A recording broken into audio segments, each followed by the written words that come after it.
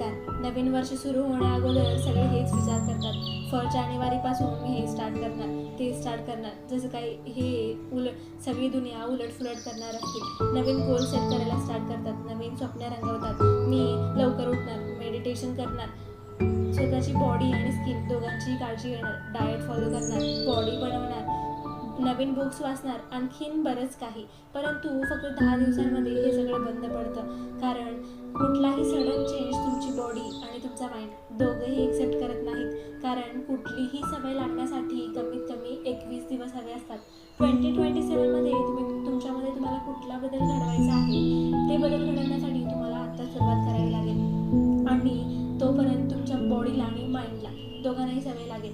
न डिमोटिवेट होता तुमचे ड्रीम्स आणि गोल्स तुम्ही अचीव्ह करू शकता. धन्यवाद. तुमच्या लाईफमध्ये सुद्धा असे प्रॉब्लेम्स येतात का?